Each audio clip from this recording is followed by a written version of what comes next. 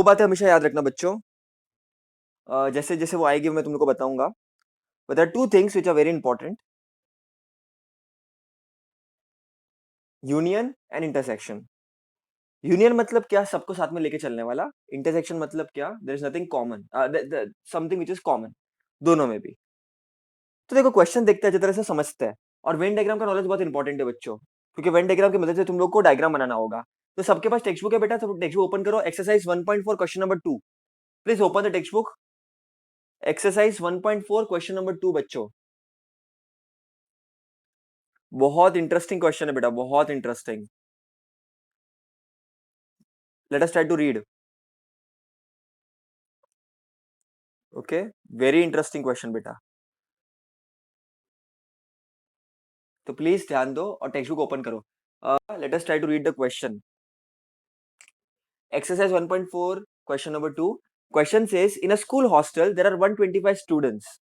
तो 125 स्टूडेंट है, तो लेट्स से अपन एक हॉस्टल बनाया। अपन एक हॉस्टल बनाया, ओके बच्चों। वहां पर 125 बच्चे हैं, out of which 80 drink tea. उसमें से 80 लोग टी ड्रिंक करते हैं। अपन वेन डायग्राम के फॉर्म में बनाएंगे इसको। 80 पीपल ड्रिंक टी। टी मतलब कैपिटल टी, टी बता दिया मैंने, टी मतलब कैपिटल। कैपिटल टी शोज के इतने लोग टी पीते हैं। And 60 drink coffee and 20 drink both. तो 80 लोग टी पीते हैं। कितने स्टूडेंट्स है टोटल? टोटल 125 स्टूडेंट्स बच्चों, ओके। उसमें से 80 लोग चाय पीते हैं, ओके वेरी गुड। 60 लोग कॉफी पीते हैं, तो चाय लोग ज्यादा पीते हैं, बात तो तुमको भी पता है। एंड 20 लोग दोनों पीते हैं, तो 20 लोग दोनों पीते हैं, ओके। तो ये है तुम्हारा कॉफी। 60 लोग कॉफी पीते हैं एंड 20 लोग दोनों पीते हैं, ठीक है। दोनों चीजें पीते हैं, टी भी पीते हैं, कॉफी भी पीते हैं। तुम लोग भी होंगे, दोनों भी पीते होंगे। लेकिन 80 लोग सिर्फ टी पीते हैं, 60 लोग सिर्फ कॉफी पीते हैं, और 20 लोग, इंटरसेक्शन का मतलब क्या होता है, दोनों भी पीते हैं वो। और टोटल 125 स्टूडेंट्स है। तो तुम कैसे लिखोगे बच्चों,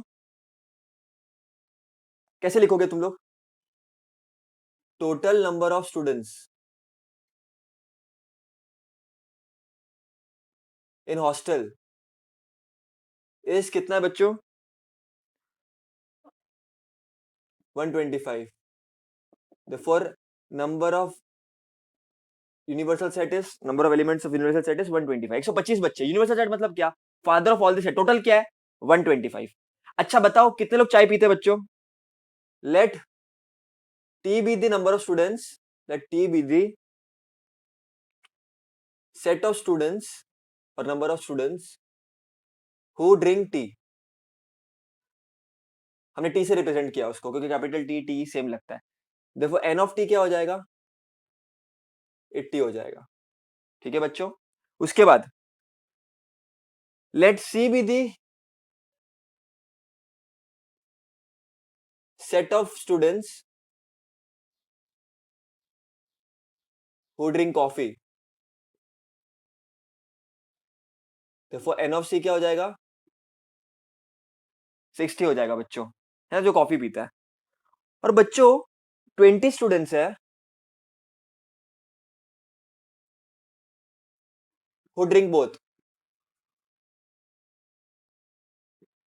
20 बच्चे हैं जो टी भी पीते कॉफी भी पीते, तो वो क्या आएगा? 20 students who drink both. Both मतलब क्या आ जाएगा तुम्हारा? Intersection. Therefore n of T, T and coffee का इंटरसेक्शन इज 20। अब तुमको क्या निकालना है बेटा, तुमको क्या निकालना है? Find the number of students who do not take tea और कॉफी, जो ना ही चाय पीते हैं ना ही कॉफी पीते बच्चों। ये क्या बोला है? ऐसे कितने बच्चे जो कुछ भी नहीं पीते हैं। तो बच्चों तुम लोग अगर देखो, ये इंटरसेक्शन है। देखो अगर तुम ये वाला फॉर्मूला यूज करो, number of elements of T union C, अरे वही वाला formula, number of elements of A union B, number of elements of A plus number of elements of B, याद है? Number of elements of A union B, number of elements of A plus number of elements of B minus number of elements of A intersection B. यहाँ पर A and B को ना consider करके हमने T और C consider किया है, बस उतना ही फर्क है, और कोई फर्क नहीं है बेटा। तो number of elements of T union C क्या होगा? Number of element of T plus number of elements of C minus number of elements of T intersection C. तुम्हारे पास number of elements of T है 80 है। तुम्हारे पास कितने बच्चे coffee पीते हैं? 60 बच्चे कॉफी पीते हैं। और दोनों कितने लोग पीते हैं? 20 लोग पीते हैं। तो 80 प्लस 60 इज 140 माइनस 20, तो 120 लोग यूनियन हो जाएंगे तुम्हारे। ये जो 120 है वो तुम्हारा यूनियन हो जाएगा। ठीक है, इसका मतलब क्या? यूनियन का मतलब क्या कि भाई कितने लोग टी कॉफी दोनों से मिला करके जो कैलकुलेशन जो फॉर्मूला से तुम पुट करके आओगे तुमको 120 मिल जाएगा, बराबर कि नहीं? लेकिन अगर तुम्हारा क्वेश्चन ये होता how many people drink either T either coffee और टी और कॉफी बोथ, या कम से कम कोई एक चीज या तो ऐसे लोग जो, तो अगर ऐसा कुछ होता तो तुम इतना निकाल के छोड़ देते। लेकिन तुमको क्या पूछा है? ऐसे लोग जो टी और कॉफी नहीं पीते। तो बच्चों 125 लोग हैं कॉलेज में या ये स्कूल में या हॉस्टल में, उसमें से 120 लोग बच्चों 125 लोग हैं हॉस्टल में, उसमें से 120 लोग या तो चाय या तो कॉफी या तो दोनों पीते हैं। तो ऐसे कितने लोग होंगे? देखो, हमको number of elements of T union C मिल गया, दैट इज 120। अब हमको चाहिए कि ऐसे लोग जो ना चाय पीते ना कॉफी पीते। देखो बेटा, इससे हमें क्या मिलेगा ये वाले पार्ट से? Number of elements of T union C. बच्चों go to universal set, remove the elements of T union C. तो बाहर का बचा हुआ जितना पार्ट है पूरा वो क्या होगा?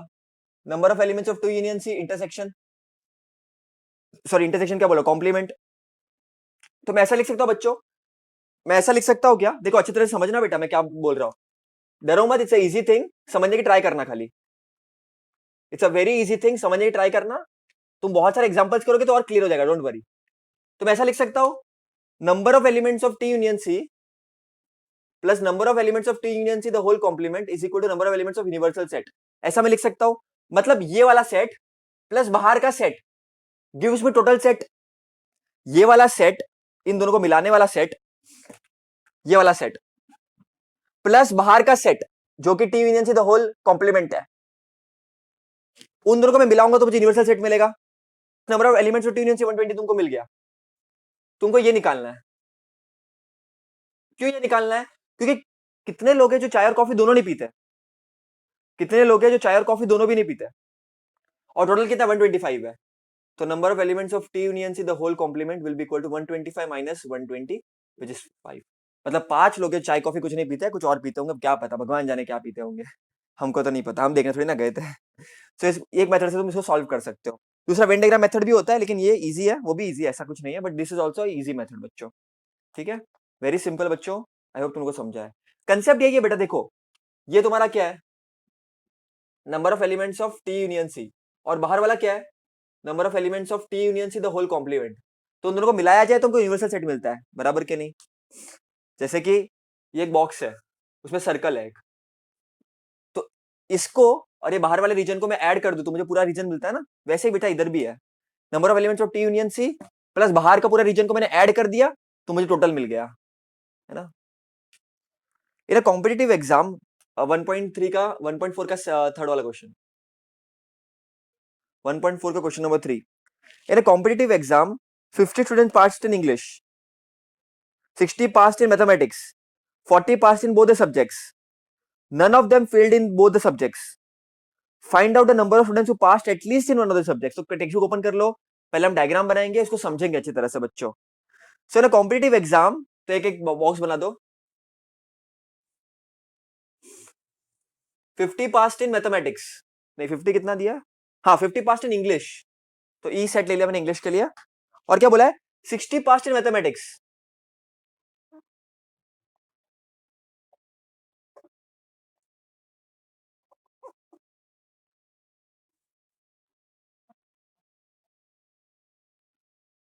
60 पास्ट इन मैथमेटिक्स, मैथ में ज्यादा बच्चे पास हुए, देखो क्या बात है। और 40 स्टूडेंट्स पास्ट इन बोथ, क्या बात है। अब बोथ मतलब क्या है यहाँ पर, 40 पास्ट इन बोथ, दोनों में भी, ठीक है। आगे देखो, none of them failed in both the subjects, ऐसा कोई बच्चा नहीं है जो दोनों में फेल हुआ है। मतलब इंग्लिश में हो सकता है, शायद मैथ्स में हो सकता है, पर दोनों में ऐसा कोई नहीं है जो दोनों में फेल हुआ है बच्चों, ये बहुत इंपॉर्टेंट पॉइंट है। क्वेश्चन क्या पूछा तुम तो पहले लिख देते हो बच्चों, let E be the number of students who passed in English,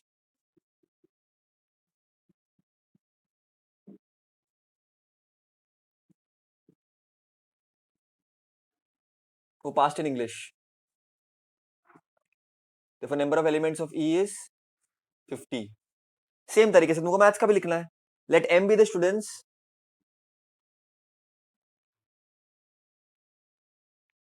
who passed in maths. Therefore n of m is 60. Okay बच्चों, 40 students passed in both the subjects.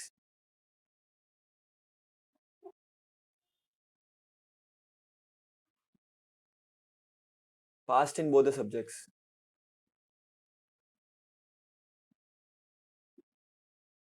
Therefore number of elements of E intersection m is 40. क्योंकि दोनों में पास हो गया, पप्पू पास हो गया दोनों में, बराबर के नहीं. अब क्या बोला है, ढूंढने क्या बोला है बच्चों, ऐसे स्टूडेंट्स ढूंढो जो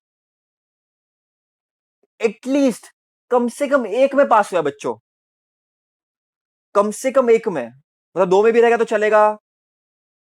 कैसे निकालोगे बताओ. You are going to write the formula. Number of elements of E union M will be equal to number of elements of E plus number of elements of M minus number of elements of E intersection M. Number of elements of E कितना है 50, math का 60 है और ये 40 है, तो ये 110 minus 40 which is equal to 70. तो 70 स्टूडेंट्स है जो या तो इंग्लिश में या तो मैथ्स में या तो दोनों में. तो क्वेश्चन यही बोल रहा है ना, at least find the number of students who have passed, at least कम से कम.